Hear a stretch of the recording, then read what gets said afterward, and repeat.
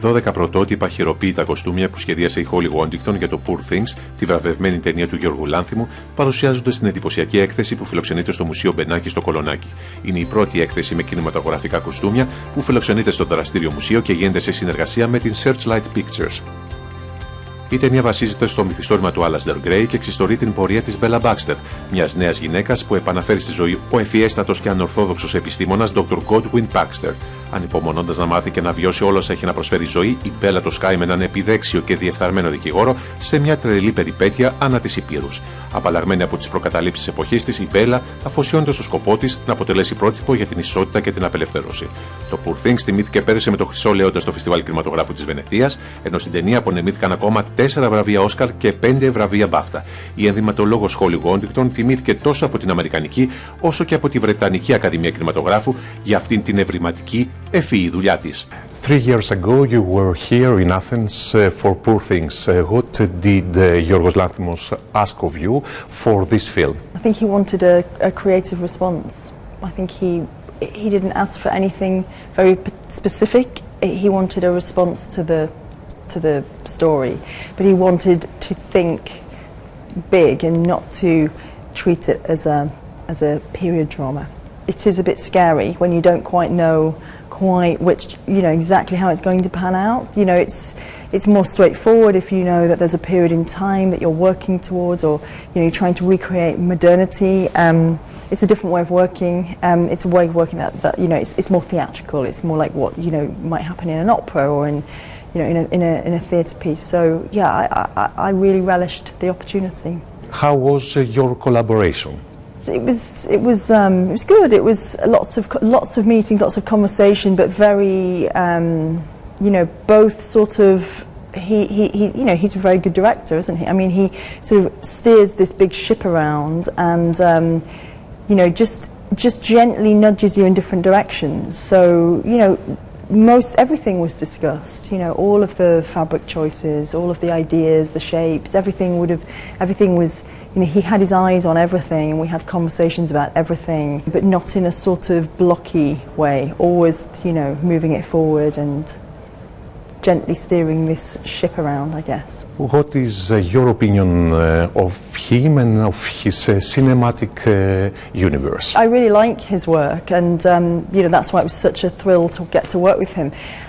He has a very unique view on things, doesn't he? You know, he's idiosyncratic and anachronistic, and you know, nothing is exactly like any world that we know, but he speaks very clearly about how we are as creatures, as humans, and about the world that we live in. And you know, he's very, very skillful in all areas of filmmaking. So he's able to really understand the simplest little sketch or reference. He sort of gets everything very quickly and is very visually sophisticated, I guess. Yeah.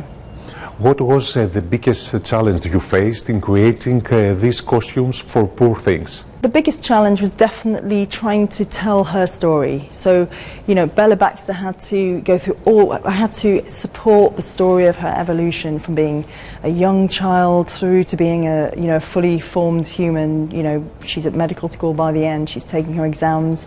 You know, I had to help describe those changes of her development, mental and physical, through clothing, and that was the biggest part of it. Really, that was the biggest challenge. What elements did you use in these costumes, and what research did you do?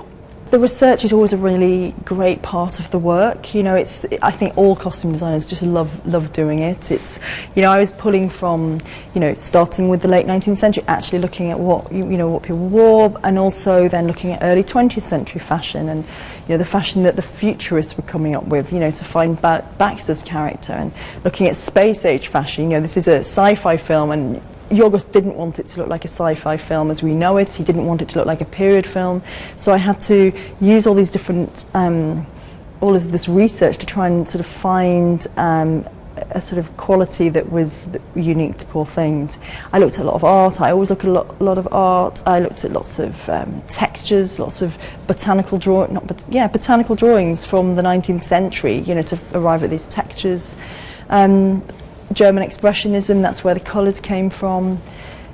There were many different areas of research. Modern fashion, I touched on some fashion references early, you know, surrealist fashion. Elsa Schiaparelli was an influence, so was the work of Madame Vianney. You know, there's just a lot, there's just so many things. What did you focus on and what did you want to capture through your work? You know, the job is really to tell the story, so I wanted to serve the story, really, and to, you know, visually, I guess, to sort of create this sense of the costumes being sort of suspended in the late 19th century, but not absolutely of the world that, you know, you see in the photographs of the time. So it had to have a sort of fairy tale quality to it, whilst not being overtly fairy tale. So it was quite a subtle, I was trying to find a sort of subtle place between fairy tale and reality and sci-fi, and, you know, I think Yorgos's brief to me was just don't make it like a period drama, don't make it look sci-fi, and don't make it too fashiony. It was something trying to find this ambiguous place. What's your take on Poor Things? What is it all about?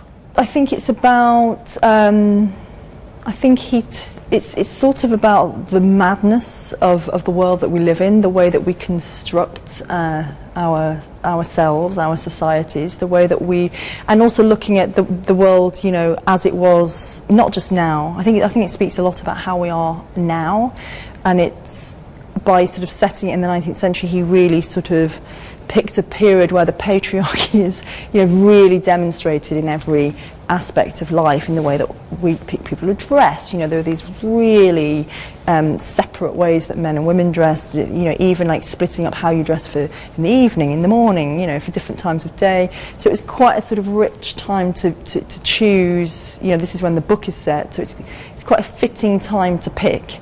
To talk about, you know, the madness of humans and how we organise our systems and our societies. I think it was about that, and I think it was a lot about women, and how, you know, this is a woman who has, you know, is experiencing the world without any previous brainwashing. You know, whether we like it or not, we're all to some degree brainwashed from the moment we're born in the world that we live in everything that we see and everything that's said to us. And she doesn't have any of that. So she is a new person to the world.